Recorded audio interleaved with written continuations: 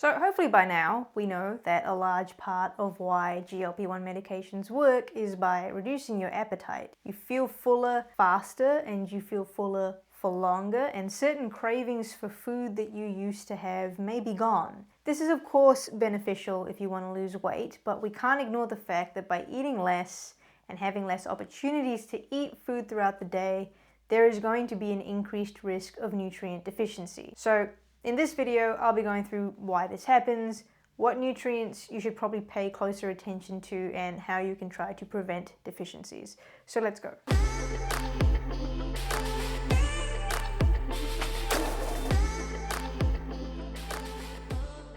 If you've missed previous videos, I do explain how these GLP-1 medications work in much more detail. But at this stage, all you need to know is that they slow down the rate in which your stomach empties itself, and it sends messages to your brain, which suppress your appetite. And both of these things reduce how much a person wants to eat. But if you are eating less food, you are reducing the opportunities that your body has to receive nutrients. Nutrients which are essential to how your body runs. People using GLP-1s have described that they skip meals because they simply are not feeling hungry, and instead of having meals, will go for smaller snacks instead, which can also be heavily processed. Now, it's not only appetite that changes, people's preferences for foods can change too. And what we've seen is that people can end up cutting out red meats or dairy and even some vegetables because the tastes or the textures of these foods can cause nausea. And unfortunately, things like toast, crackers, plain pasta, they may seem more appealing and they may sit a bit easier, but these have almost no micronutrients. Hopefully you can see now why there is such an increased risk of nutrient deficiency, and we even have research on this which has found that by the 12-month mark of using a GLP-1, 20% of users have some sort of nutrient deficiency. And if your diet wasn't looking too great before using a GLP-1 medication, then this only makes it harder. So, what do you need to keep an eye on? Well, there's three groups of nutrients that I think GLP-1 users are at increased risk of deficiency of. The first is energy and protein. We eat food for energy and fuel. And when we talk about calories, calories are what provide us energy. And so when you use a GLP-1 medication, yes, your appetite is reduced, but you may find that you're feeling fatigued or lacking energy, and this may be because you simply aren't eating enough food to provide your body with the energy that it needs. So it's very important that you make the most out of the smaller amount of food that you're having in terms of energy. Now, protein is another very important nutrient, but I will actually be going through that in much more detail in the next video when I talk about muscle and bone health. Just keep it in the back of your mind though, protein is hugely important with weight loss because it helps you preserve your muscle mass. Now, the next group are your vitamins and minerals. So micronutrients are your vitamins and minerals, and they are all important, but there's actually a few that I think GLP-1 users need to pay a little bit more attention to. So the first is vitamin B12. And there's a risk of your B12 getting low because vitamin B12 is found only in animal products, so meat, eggs, and other dairy products. If you're on a GLP-1 and you're eating less animal products, that risk of a B12 deficiency does go up. Similar situation can actually happen with iron. Iron, again, it comes largely from red meat. There are other sources, but red meat is a really good one. If you're eating less red meat, in particular because of GLP-1s, your iron deficiency risk can go up. Now, folate, vitamin D, calcium, and magnesium are others to pay attention to as well, but in all honesty, all of your vitamins and minerals risk getting a little bit low if a person starts eating less overall. So it becomes very important to make the most of the food that you are consuming and ensuring that they give you the variety of nutrients that you need. I won't go into the roles that all of these nutrients play in your body in this video, but they're involved in all of the processes that go on in your body. They're needed for energy, bone health, muscle health, red blood cells, nerves, everything. These are the lifeblood of your body. So don't forget about the micronutrients. The last two things that I think people need to pay attention to is fiber and also electrolytes.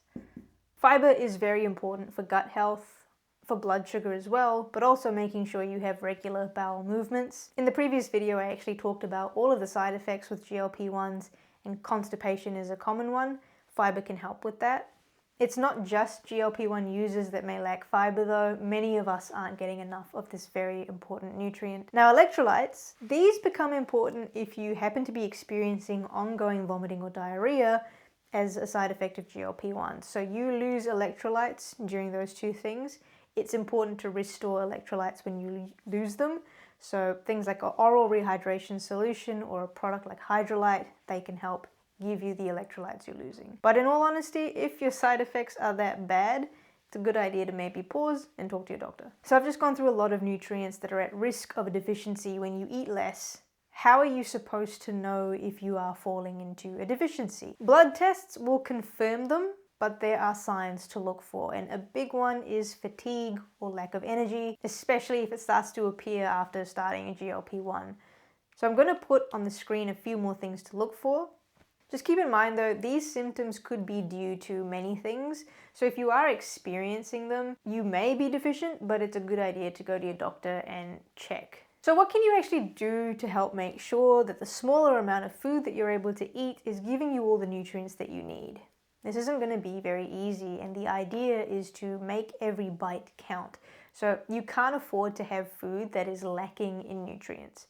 So a good simple rule to follow is that every time you eat, or most times that you eat, try to make sure that you have one protein source for your muscles and one plant source like vegetables, fruits, legumes for your fiber, your vitamins, and your minerals. I know that is much easier said than done, but just keep that rule in the back of your mind. And with vegetables in particular, because it can be hard to eat the sheer volume of vegetables needed when you have a smaller appetite, it can be helpful to wilt them down when cooking. So for example, with spinach, it comes in a big bag full of spinach leaves, but if you cook it, it actually greatly reduces the amount that there is to eat. It's quite hard to give specific nutrition information on a video, so again, if you have specific questions, you need a bit more help, let me know either in the comments or you can find my email in the description. I'll see what I can do. But in general, whole foods are the way to go. You want to avoid highly processed snacks. I know they're easier to eat and find, less prep, but they do lack nutrients. Fortified foods are actually a great option here. There are fortified breakfast cereals that have added iron, folate, or fiber. There's fortified dairy products like milk, and these have added calcium and vitamin D.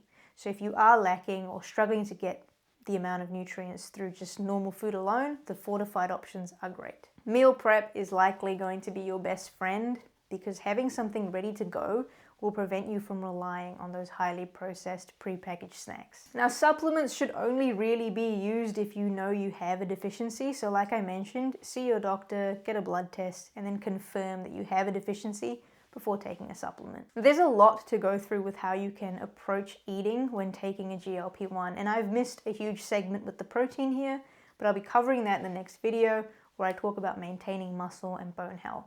But I'm hoping this highlights a big concern with taking GLP-1s, which is that a smaller appetite helps with weight loss, but your body still needs those nutrients.